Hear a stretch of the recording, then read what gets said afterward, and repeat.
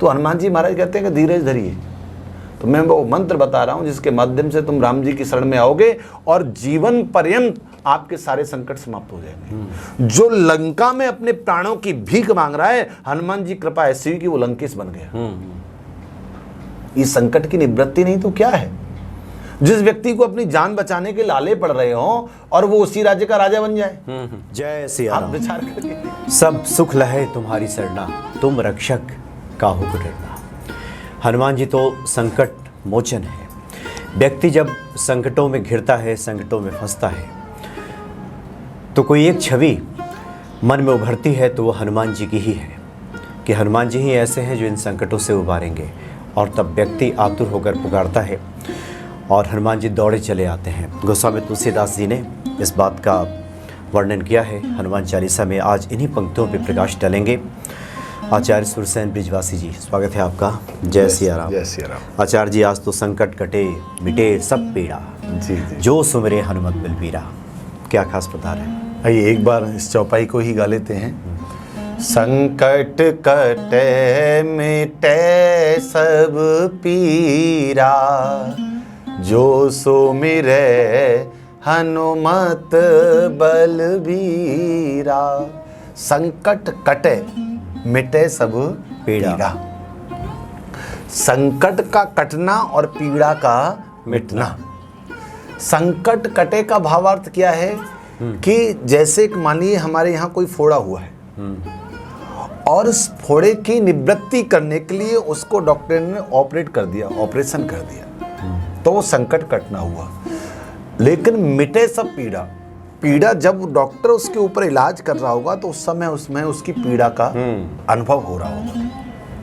तो हनुमान जी महाराज कैसे हैं कि आपका संकट भी कट जाएगा और आपको पीड़ा भी पता नहीं चलेगी। सबसे बड़ी बात यह है, संकट का आना बड़ी बात नहीं है, बड़ी बात यह है कि संकट आए और आपको पता न चले। ये सबसे बड़ी बात है और यही हनुमान जी प्रदान करते हैं कि संकट तो आएगा, क्योंकि व्यक्ति के उसके प्रारब्ध, उसके कर्म, आज के कर्म ही कल का संकट बन के आते हैं। आज आपने जो किया है वो कर्म जो आपका सत्कर्म न होकर के कुकर्म में जो परिवर्तित हो गया, वही कल के लिए आपके लिए पीड़ा खड़ी करेगा, वही आपके लिए संकट पैदा करेगा। तो सबसे पहली बात यह है कि संकट कटे का भावार्थ है कि जीवन में संकट आएंगे, क्योंकि आपके कर्म इस प्रकार के बने हुए, क्योंकि आप कर्म भूमि में हैं। जब आप कर्म भूमि में होते हैं तो जब चार काम अच्छे करते हो तो एक आध काम कोई आपसे बुरा भी हो जाता है और कई बार तो न चाहते हुए भी हो जाता है, जिसका प्रतिफल हमें भोगना पड़ता है। जैसे कि आप देखेंगे कि जो पितामह भीष्म थे, 100 वर्ष तक वो इसी रूप में थे, राजा के रूप में। जब भगवान श्री कृष्ण के सामने गए तो उन्होंने कहा कि प्रभु मुझे अपने 100 जन्म याद हैं, 100 जन्म में राजा था और कोई भी कर्म ऐसा नहीं जिसकी वजह से मुझे 52 दिन तक ऐसे बाणों पर लेटना पड़े। तो भगवान ने कहा आप 100 जन्म याद है ना, उससे 101 में जाइए। आप तब भी राजा थे, लेकिन आपने न चाहते हुए आपका जो कर्म था वो कुकर्म में परिवर्तित हो गया। आपने एक जो दुमोह सांप होता है मार्ग में आ गया, तो आपने इस भावना के साथ कि ये मेरे रथ के नीचे आ जाएगा, उतर करके उसको बाण से ऐसे उछाल दिया। और जब वो बाण से उछाला तो वो एक जो कांटों का पेड़ था उसके ऊपर जाकर के गिरा, और जिसकी वजह से उसके प्राण ऐसे ही तड़प तड़प करके 52 दिन में निकले। तो उसका प्रतिफल आज आपको भोगना पड़ रहा है। तो कई बार न चाहते हुए अनजाने में हमसे जो हो जाता है उसका भी प्रतिफल हमें भोगना पड़ता है। लेकिन जब आप हनुमान जी महाराज की शरण में आ जाते हैं तो किसी भी प्रकार का कोई भी संकट हो उसकी समाप्ति तुरंत हो जाती है। जिस प्रकार से अंधकार कितना ही भयंकर हो, कितना ही प्रभावशाली हो, लेकिन जब सूरज का उदय होता है तो वो अंधकार अपने आप ही समाप्त हो जाता है, उसमें आपको कुछ करना नहीं पड़ता है। ठीक उसी प्रकार से जब आप हनुमान जी महाराज की शरण में आते हैं तो आपका संकट उसी समय समाप्त हो जाता है। और हनुमान जी महाराज ने तो इतने लोगों का संकट दूर किया है, इतने लोगों का संकट दूर किया है कि उनका नाम ही संकट मोचन पड़ गया। जी जी है, आप वो नहीं जानत है जग में। हाँ, कपि संकट मोचन नाम तिहारो। तो बाबा गोस्वामी जी कह रहे हैं, हजारों लाखों संत कह रहे हैं, और सबको छोड़िए, हम प्रत्यक्ष रूप में देख रहे हैं कि हनुमान जी महाराज लोगों के संकटों को मिटाते हैं। अब छोटा सा संकट देख लीजिए, आप एकांत मार्ग से जा रहे हैं और आपको तनिक भी भय लगे, आपको लगे कि यहाँ कोई है, तो सबसे पहले दिमाग में क्या आता है? हनुमान चालीसा है। आदमी बिना कहे सुने तुरंत शुरू हो जाता है जय हनुमान ज्ञान गुण सागर, जबकि किसी ने कहा नहीं उससे कि हनुमान चालीसा पढ़िए, किसी ने कहा नहीं उससे कि आप उसको याद करिए। लेकिन जरा सा संकट आया कि जैसे उसे लगा कि मैं असुरक्षित हूं, वो सबसे पहले क्या पढ़ता है? हनुमान चालीसा। उसे पढ़ता है कि इससे मेरा संकट तुरंत भाग जाएगा, भूत प्रेत जो भी होगा, क्योंकि भूत पिशाच निकट नहीं आवे, महावीर जब नाम सुनावे। तो ऐसे श्री हनुमान जी महाराज के जरा सा संकट आया और आदमी सबसे पहले उन्हें याद करता है। तो किसी छोटे से छोटा और बड़े से बड़ा, ये तो केवल भय की शंका थी, इसका संकट था, लेकिन प्राण संकट तक में हनुमान जी महाराज ने अनेकों लोगों के प्राणों को बचाया है। और आज की तो छोड़िए, उस समय भी बचाया जिस समय स्वयं राम जी विद्यमान थे जी। सबसे पहले महाराज जब ये लौट करके आते हैं जानकी जी की खोज करके, और बानर भालू राम जी के पास आते हैं, तो जा करके यही कहते हैं, प्रभु नाथ काज कीन्यो हनुमाना, राखे सकल कपिन के प्राणा। महाराज आज तो हनुमान जी ने ऐसा काम किया है कि जितने भी हम बानर समुदाय है ना, सबके प्राण बच गए, क्योंकि कह करके ये भेजा गया था कि अगर सीता जी खोज करके नहीं आए तो कोई भी जीवित नहीं बचेगा। हाँ, ये उनको चेतावनी दी गई थी। तो वो कह रहे हैं कि भाई हनुमान जी तुमने बहुत बढ़िया काम किया, हमारे प्राण बचा लिए।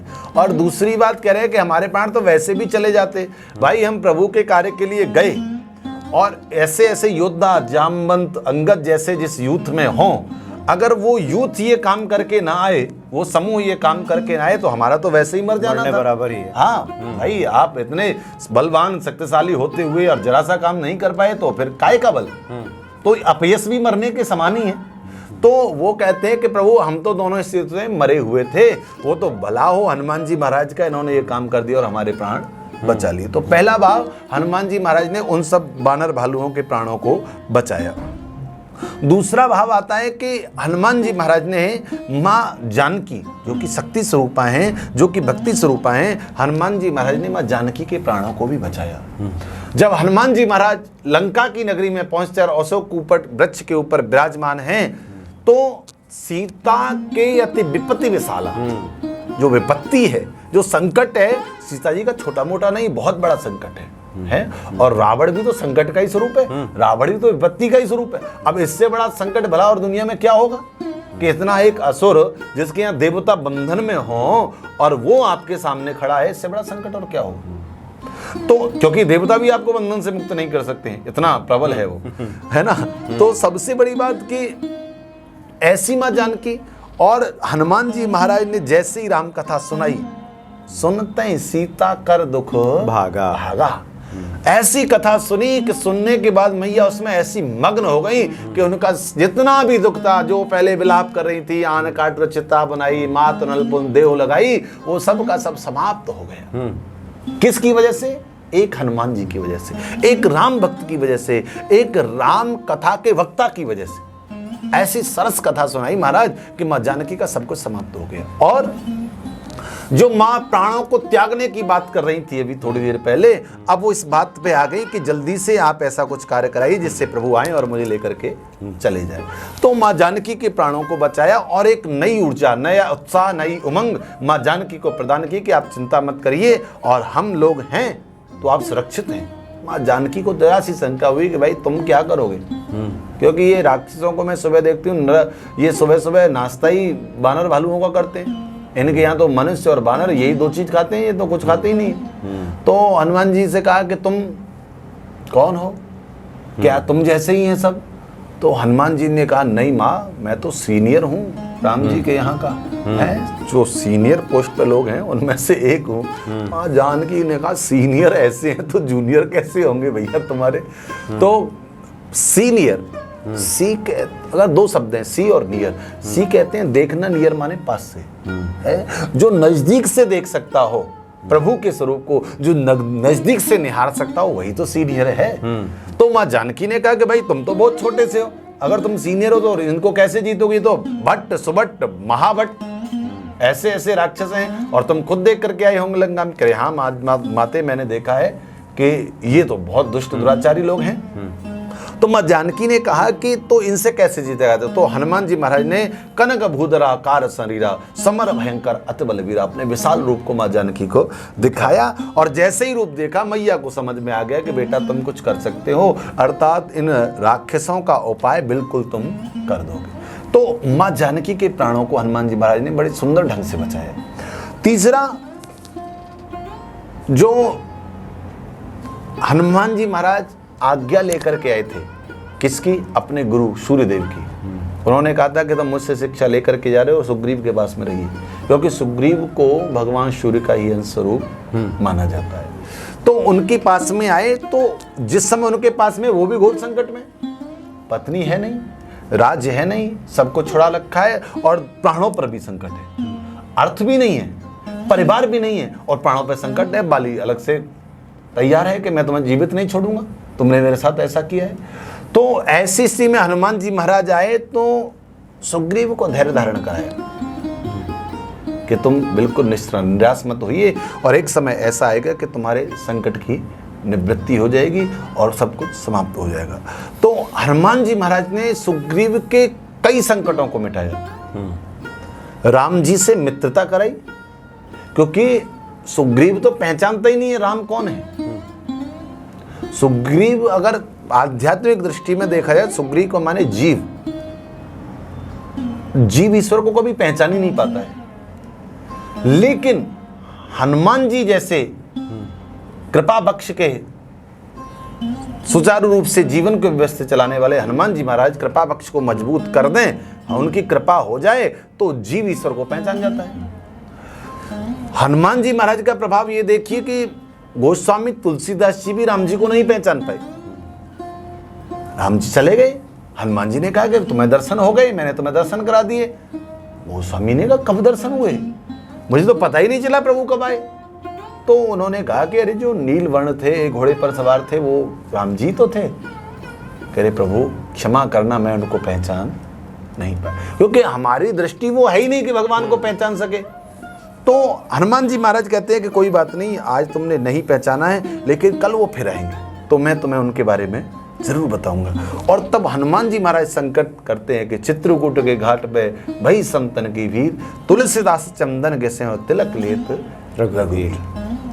तो हनुमान जी महाराज तब जाकर के परमात्मा को, भगवान को पहचान पाने के ये रघुवीर है। ठीक उसी प्रकार से सुग्रीव तो अपना काल समझ रहा है, वो सोच रहा है कि बाली ने किसी योद्धा को भेजा है और मुनि के वेश में ये आ रहे हैं और मेरे ऊपर आक्रमण कर देंगे। लेकिन जब हनुमान जी जैसा गुरु कहिए या हनुमान जी जैसा प्रभु भक्त कहिए या हनुमान जी जैसा संत कहिए, वो आए और उन्होंने कहा कि नहीं, जिसे तुम काल मान रहे हो वो परमात्मा है, जिसे तुम ना अपना अहितकारी मान रहे हो वो आपके सबसे बड़े हितकारी हैं। और आकर के प्रभु परमात्मा को ला करके और सुग्रीव की मित्रता करा दी। और सबसे पहले जो प्राणों का संकट था, जो अर्थ का संकट था, जो राज्य का संकट था, बाली उसको वध कराया। तो ऐसे श्री हनुमान जी महाराज, जिनकी शरणागति में जो भी आया या उनके नाम को जिसने गाया, उस सब के संकटों को हनुमान जी महाराज ने दूर किया। और तो और विभीषण, जिसका घोर संकट है, कहता है कि मैं तो राक्षसों में रहता हूँ, जिम दसनन में जीव बेचारी, मेरा तो कोई, न तो मेरा आजकल यहाँ का लोक बन रहा है, न मेरा परलोक बन रहा है, मैं क्या करूँ ऐसी स्थिति में। तो हनुमान जी महाराज कहते हैं कि धीरज धरिए, तो मैं वो मंत्र बता रहा हूँ जिसके माध्यम से तुम राम जी की शरण में आओगे और जीवन पर्यंत आपके सारे संकट समाप्त हो जाएंगे। जो लंका में अपने प्राणों की भीख मांग रहा है, हनुमान जी कृपा ऐसी हुई कि वो लंकेश बन गया। इस संकट की निवृत्ति नहीं तो क्या है। जिस व्यक्ति को अपनी जान बचाने के लाले पड़ रहे हो और वो उसी राज्य का राजा बन जाए, आप विचार करके देखिए, जो खुद को सुरक्षित अनुभव नहीं कर रहा है और वो वहां का राजा बन रहा है, ये केवल हनुमत कृपा का प्रभाव है और कुछ हो ही नहीं सकता साहब।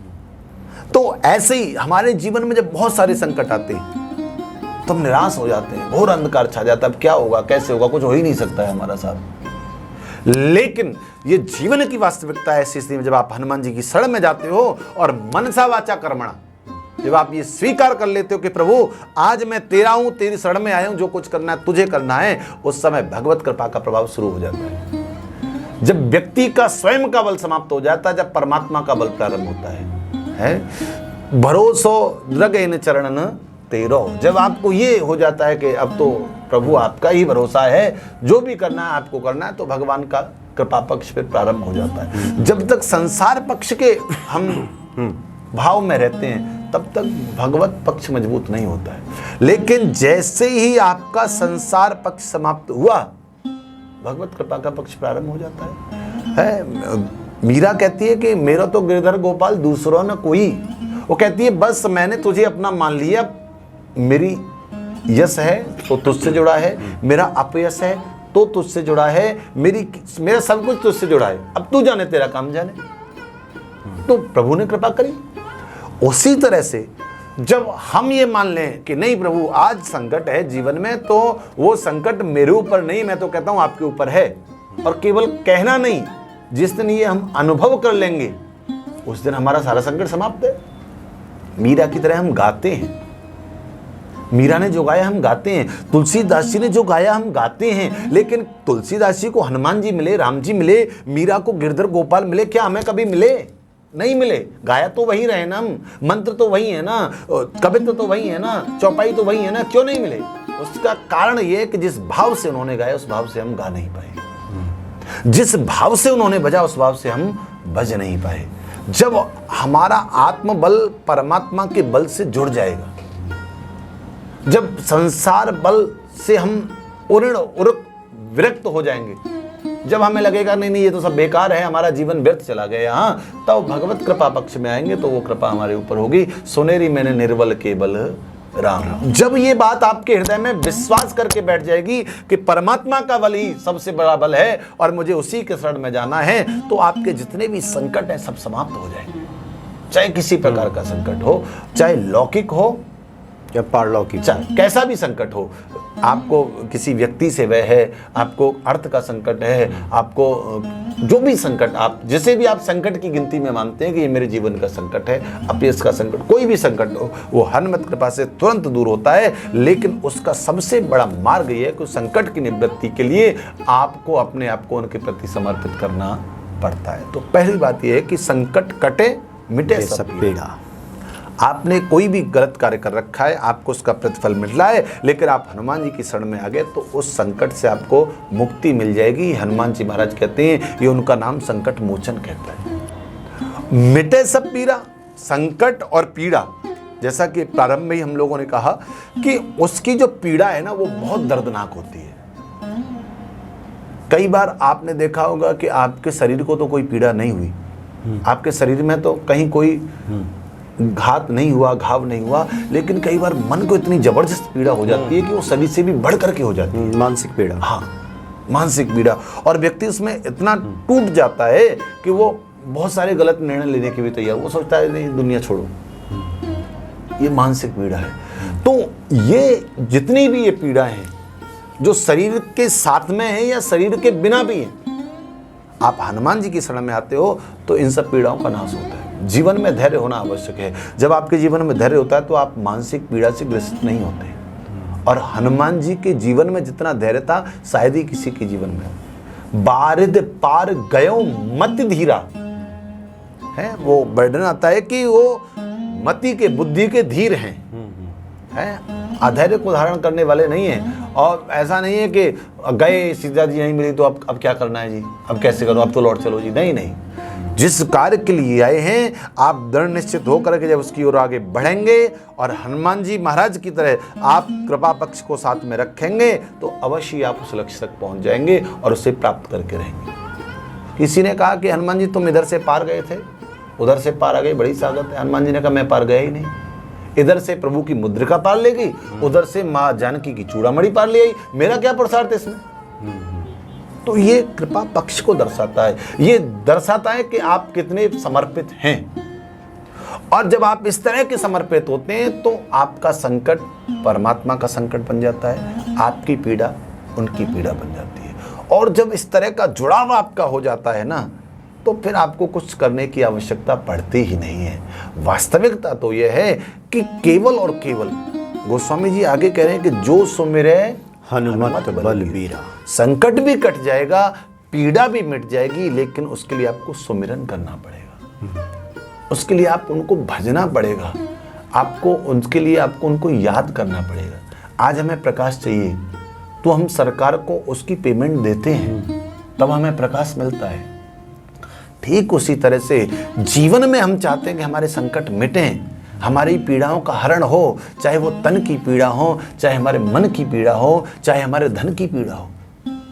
उसकी निवृत्ति के लिए आपको उस गहराई तक जाना होगा, उस नाम को उस भाव के साथ में जपना होगा कि आप उससे अपने आप ही मुक्ति पा जाएं।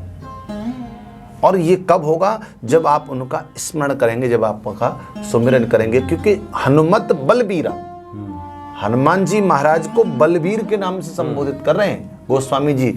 और मान लो आज मेरे प्राण संकट में है, एक व्यक्ति मुझे मारना चाहता है, दूसरा तभी बचा सकता है जब उससे बलशाली होगा। अगर उसके अंदर बल नहीं है, बुद्धि नहीं है, तो वो मुझे बचा नहीं सकता है। तो हनुमान जी महाराज जो कि बुद्धिमताम वरिष्ठम और अतुलित बलधाम, जिसके बल की कोई सीमा नहीं है या जिसके बल को तोला नहीं जा सकता, ऐसे श्री हनुमान जी महाराज तो आपके सब संकटों की निवृत्ति के लिए तैयार बैठे हैं, लेकिन आपको उनका स्मरण करना पड़ेगा। और दूसरी बात क्या है, आप अगर लौकिक दृष्टि से देखें तो श्री राम जी महाराज के जीवन के जितने भी संकट थे, उन सब संकटों को किसने काटा? हनुमान जी ने, है। तो संत कहते हैं कि जगत के संकट राम काटते हैं और राम के संकट हनुमान काटते हैं। तो ये हनुमान जी को कोई भी कार्य कराना होता है तो सबसे पहले, राम जी को कोई भी कार्य कराना होता है सबसे पहले वो हनुमान जी को याद करते हैं। और जब आप कोई भी अच्छा कार्य कराना चाहते हैं, श्रेष्ठ कार्य कराना चाहते हैं, तो आपसे जो सबसे श्रेष्ठ व्यक्ति आप उसी को याद करते हैं कि भाई आप आइए और इस कार्य को करिए। तो ऐसे श्री हनुमान जी महाराज, तो वास्तविकता ये कि हम मनसा वाचा कर्मणा जब उनके साथ में जुड़ जाएंगे तो हमारे संकट, हर तरह का संकट हमारा समाप्त हो जाएगा। और केवल हनुमान जी महाराज के उस सब के लिए केवल एक गोस्वामी जी की शर्त है कि आप उनका सुमिरन करिए, आप उनका भजन करिए, आप उनका ध्यान करिए, आप उनका मनन करिए। जब तक आप ये नहीं करेंगे तब तक आपको ये सुगमता प्राप्त नहीं होगी। तो निश्चित ही संकट दूर हो जाएंगे और सारे संकट दूर हो जाएंगे। आप छोटे छोटे संकटों को छोड़िए, प्राण संकट से बड़ा दुनिया में कोई संकट नहीं होता। हनुमान जी महाराज की कृपा से वो भी दूर हो जाएंगे। तो जो ही व्यक्ति संकटों में है, हनुमान जी के शरण में जाए, निश्चित तौर पे संकटों से मुक्ति मिलेगी।